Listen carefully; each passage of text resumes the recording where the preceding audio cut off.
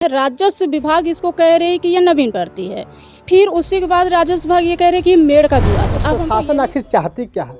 इसको नवीन भर्ती घोषित करना चाहती है या सिर्फ और सिर्फ विपक्ष और विपक्ष की मेड़बंदी? महिला एक चरित्रहीन हो जाए, अपने ही चचेरे भाई के साथ ब्याह कर ले, वो महिला कभी अपने गांव को बख्शेगी नहीं। उस महिला से पैसा 50,000 का डिमांड किया गया था। तो भैया हम लोग मकान बना रहे, इसका मतलब ये नहीं कि हम लोग अभी आकर कुछ भी करके चला जाए, गाली गलौज करके मारपीट करके चला जाए। हम साथ इकट्ठा करें, मैं सातिर हूँ।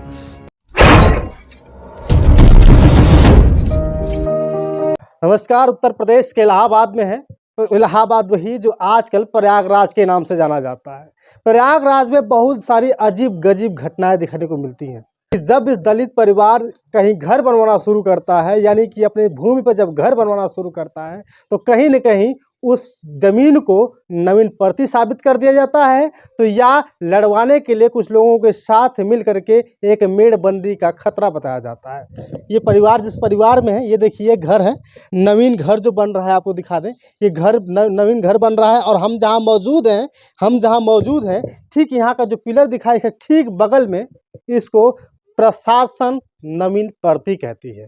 और जबकि बताया जाता है कि यहाँ जो घर है जहाँ हम मौजूद हैं, ये पहले घरों हुआ करती थी। पहले पुरखा पुरनिया का ज़मीन हुआ करता था, लेकिन पैसे के बदौलत, पैसे के बल पर, सिर्फ और सिर्फ पैसा ऐंठने के चक्कर में इसको नवीन भर्ती और मेड़बंदी का खतरा बताया जाता है। यहाँ के परिवार के लोग हैं, इनसे हम बात करेंगे कि आखिर कब से आप घर बनवा रहे हैं? ये घर तो हमारे बाबा बनवाए थे, हमारे पिताजी इसमें गुजर गए। ये मेरा जन्मभूमि है, मेरी पैदाशी यही है। मेरी उम्र इस समय 55 साल की है। मैं इसको जब बनवाने लगा तो वो विपक्षी शिकायत किया कि मेरे खेत में बना रहे हैं। तो लेखपाल ने आकर पैमाइश किया और देखा कि ये खेत में तो नहीं बन रहा, नवीन भर्ती में बन रहा है। नवीन भर्ती का रिपोर्ट लिख करके पुलिस प्रशासन से मकान को रुकवा दिए। और जब हम बातचीत करने लगे तो वही पैसा की बात मांग किए, तो हमारा तो घबराहट छूट गया। गांव के लोग घर में बताए कि पैसा मांग रहे हैं, तो कहें भैया सबका घर तो फ्री बना है यहीं ज़मीनी में, तो सोचे कहीं पैसे ले जाएँ। तो वो भाई अब सरकारें के वसूली होए कि अब जितना लोग घर बनावे देश में सबसे पैसे लिया जाए। ये गांव कौन सा? ये गांव पाली गांव है। पाली गांव। हाँ। और थाना कौन सा पड़ता है? थाना फूलपुर। थाना फूलपुर, तहसील फूलपुर, पाली गांव का ये दलित बस्ती है। और दलित बस्ती के बारे में आपको बता दूं कि ये जो मामला बता रहे हैं, हमारे पास 2 कागज़ है। इस पेपर में लिखा हुआ है कार्यालय तहसीलदार फूलपुर प्रयागराज। उन्होंने प्रेषित किया है ममता पटेल को, जो यहाँ की लेखपाल हैं। उनसे साफ साफ लिखा हुआ है कि 6/6/2023 के संबंध में लिखा है कि जिसमें ग्राम पाली, परगना सिकंदरा, तहसील फूलपुर, जनपद प्रयागराज के अराजी संख्या 385 नवीन भर्ती ग्राम सभा भूमि के आंशिक भाग पर राम सूचित पुत्र रामधन के द्वारा अवैध निर्माण कराया जा रहा है। जबकि 1972 में प्रत्येक दलितों को यहाँ पे आबादी देने का काम किया गया था। ये भी इनको आबादी में मिली थी ज़मीन। और फिर जब हार जाते हैं तो इसके बाद फिर से कहीं न कहीं दूसरा तरीका अपनाया जाता है और लिख दिया जाता है 17/7/2023 को कि यहाँ पे 387 और 385 की जो मेड़ के विवाद है। अब हमारी ये समझ में नहीं आती कि जो प्रशासन आखिर चाहती क्या है? इसको नवीन भर्ती घोषित करना चाहती है या सिर्फ और सिर्फ पक्ष और विपक्ष की मेड़बंदी? हमारे साथ अनुराधा अंबेडकर जी हैं, इनसे भी थोड़ा सा बातचीत करेंगे। अनुराधा, क्या दिक्कत है आपको नमस्ते, बहुत बहुत धन्यवाद आपको। जी देखिए, ये मेरा मामला, ये मकान जो बन रहा है, ये मेरे आजा बाबा का है। ये मेरी पैतृक भूमि है। यहाँ हमारे आजा बाबा का एक पुरखे यहाँ बीत गए हैं। अभी हमारे सबसे छोटे दादा की बकरी पड़ी हुई है। उसी के बगल मेरा भी मकान था, जिस पर अब हम लोग मकान बना रहे हैं। राजस्व विभाग इसको कह रहे हैं कि ये नवीन भर्ती है, फिर उसी के बाद राजस्व विभाग ये कह रहे हैं कि मेड़ का विवाद है। अब हमको ये नहीं नहीं समझ में आ रहा कि हम मेड़ पे मकान बना रहे हैं, ये राजस्व या तो नवीन पड़ती है, हमारी ये ज़मीन है। जबकि ये सन 72-73 में ये ज़मीन हरिजन आबादी सुरक्षित है।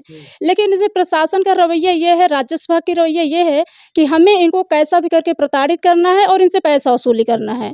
राजस्व विभाग आया एक दिन बिना किसी आदेश के, हम लोगों को इस बात की जानकारी भी नहीं हुई कि हमारे यहाँ राजस्व विभाग आ रही है जांच के लिए। इस बात की बिल्कुल नहीं पता। राजस्व विभाग आई, पैमाइश भी नहीं की, वो आई इसे देख करके बता करके चली गई कि यह ज़मीन नवीन पड़ती है, आप निर्माण मत कीजिए।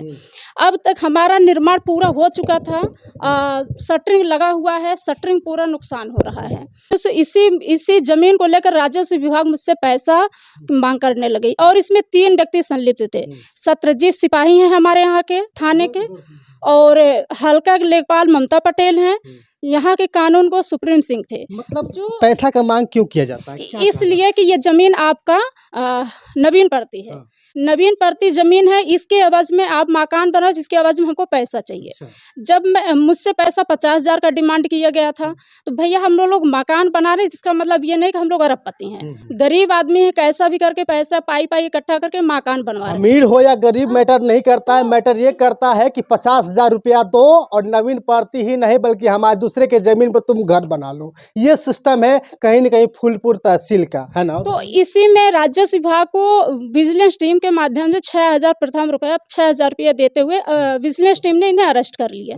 के दूसरे दिन से लगातार हमारे यहाँ 2 दिन पुलिस आई, पूरी रात पुलिस आई, पूरी रात पुलिस आई। हम लोग मानसिक रूप से इतना ज़्यादा टॉर्चर हुए, डर लग रहा था कि ऐसी कौन सी साजिश है, किसके आदेश से क्या हमने गलती की है जो पूरी रात पुलिस आ रही है हमारे यहाँ।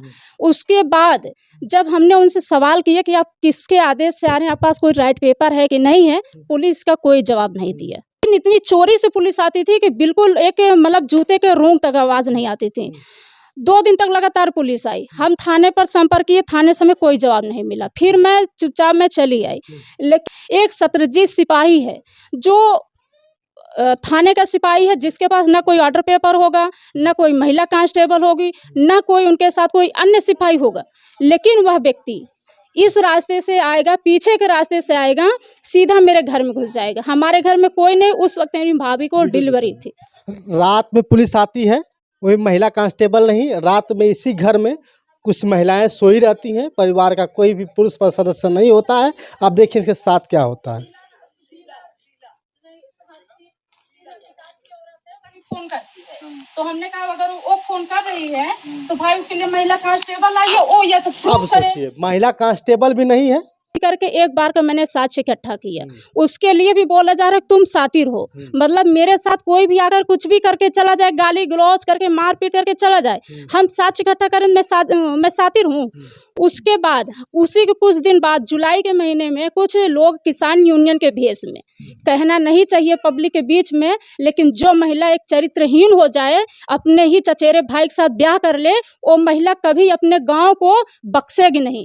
उस महिला के दरवाजे पे किसान यूनियन के भेष में, किसान यूनियन के नेता हैं कि नहीं है, अभी इस चीज़ की भी पता नहीं चल पाया। उस तरफ साजिश रचा गया, गांव को उस तरफ साजिश रचा गया। उसके बाद मेरे घर पे मौके कोई नहीं था, मेरी मम्मी मेरी भौजाई थी।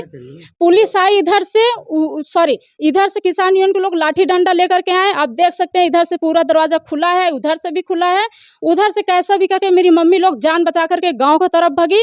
तो वही किसान यूनियन के लोग, यही कुछ गांव के लोग इकट्ठा होकर के गांव की तरफ दौड़ाए। मुझे सूचना है, मैं तुरंत इंस्पेक्टर साहब को फ़ोन करके बताया, लगभग 2 बजे घटना थी, वहाँ से कोई फोर्स नहीं आई।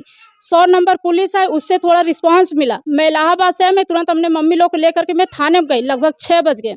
इंस्पेक्टर साहब से मैंने बात की, उनसे कहा, लेकिन वहाँ 2 घंटा तो मुझे थाने बैठने के बावजूद भी कोई इंस्पेक्टर साहब तो आए ही नहीं। एप्लीकेशन लिए तो उसका कोई मतलब एक फॉर्मेलिटी अदा किए, उसके बाद से आज तक कोई पुलिस नहीं आई हमारे यहाँ जाँच करने आज तक कोई पुलिस नहीं आई। अब हमको ये नहीं समझ में आ रहा है कि सुप्रीम सिंह जब अरेस्ट हुआ तो उसके बाद 2 दिन तक पूरी रात पुलिस आई, सत्रजीत सिपाही वो बिना कहे बिना बताए मेरे घर में घुस जा रहा है। लेकिन जब वही दबंग लोग आए हैं, बाहरी लोग आकर के, अपर कास्ट के लोग आकर के हमारे गांव में हम लोग को लाठी डंडा मार रहे हैं, गाली दे रहे हैं, जातिवाद की गाली दे रहे हैं, अपमानित कर रहे हैं, और उसके बाद हम लोग सूचना दे रहे हैं पुलिस नहीं आ रही है, तो कहीं ना कहीं राजस्व विभाग और पुलिस की कोई बड़ी साजिश है ना। और मतलब हम साफ समझ लें कि ये जो अनुराधा जी बता रही हैं कि घर का मामला तो छोड़िए, कहीं न कहीं प्रशासन अभी ने लगातार परेशान करने का काम कर रही है। आपको बता दूं कि ये एक सन 2018 में इस जो ये देखिए चारदीवारी बनाई गई है, सन 2018 में ये चारदीवारी बनाई गई थी और ये चारदीवारी सिर्फ और सिर्फ अकेले बल पर नहीं बनाई गई थी, बल्कि उस समय पूरा प्रशासन मौजूद था, उस समय राजस्व विभाग के लोग मौजूद थे। लेकिन आज अचानक हो जाता है क्या कि फिर लड़ाई शुरू हो मैं जाती है। आपको ये भी दिखा दूं, क्या राजस्व विभाग क्या गुंडों के साथ लाठी डंडे के साथ कहीं पैमाइश करने जाती है? ये मैं उस जनता से भी पूछ रही हूँ, राजस्व विभाग से मैं पूछ रही हूँ और अपने थानेदार या हम अपने एसपी साहब से भी ये सवाल कर रही हूँ, क्या कोई राजस्व विभाग का व्यक्ति आकर के गुंडों के साथ पैमाइश करता है? आप देख रहे इसी किसान यूनियन के नेता के साथ, ये आप देख ले सकते हैं, ये किसान यूनियन के लोग हैं, ये बाहरी लोग हैं। और उसके बाद मैं आपको एक वीडियो और दिखा देती हूँ जिसमें ममता लेखपाल आई हुई हैं। हल्का से भी दिखेगा, इसमें इन्हीं गुंडों के साथ ये ममता लालू पटौली ममता लेखपाल हैं। क्या ये राइट है?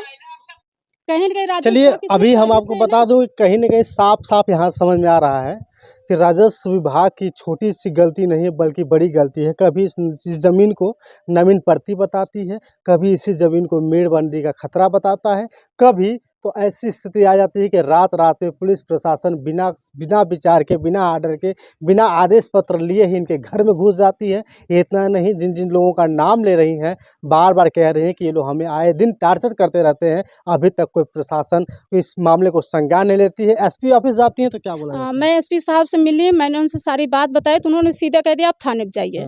मैं थाने पर आई, थानेदार इंस्पेक्टर साहब मिल नहीं रहे हैं। एक चीज़ मैं ये बता रही हूँ, हमारे यहाँ अभी कुछ दिन पहले आप सुने होंगे हेतापट्टी में एक मर्डर हो गया था, एक मर्डर हुआ, उसी के बयान भी हमारे यहाँ कुछ लोग दूसरे बाहर के लोग, वही बाहर के गुंडे जो आए थे मारने के लिए, वही लोग ये धमकी दे करके गए जैसे हेतापट्टी में हुआ है वैसे तुम लोग के भी साथ होगा, बस समय आने दो। मुझे जब इस बात की जानकारी हुई, अगर थाने पर सीसीटीवी कैमरा लगा होगा तो भैया आप जाके देख लीजिएगा, मैं 3.5 घंटा मैं थाने बैठी थी। 3.5 घंटा मैंने थाने पे इंतजार किया लेकिन कोई इंस्पेक्टर आकर के मेरे FIR एप्लीकेशन नहीं लिया। अभी तक क्या हुआ? अभी तक कोई कार्रवाई नहीं हुई है, अभी कुछ भी नहीं। अभी लगातार जाती रहती है। हाँ, मैं थाने हमेशा जाती हूँ, जो भी हमको धमकियाँ मिलती है मैं उसका एप्लीकेशन देने जाती हूँ, एप्लीकेशन नहीं लिया जाता है, इंस्पेक्टर साहब उस पर मिलते नहीं है, कोई फोर्स आकर यहाँ जांच नहीं करती, कुछ भी नहीं होता है, कुछ भी नहीं, सिर्फ मानसिक रूप से सिर्फ और सिर्फ टार्चर करने की बात है।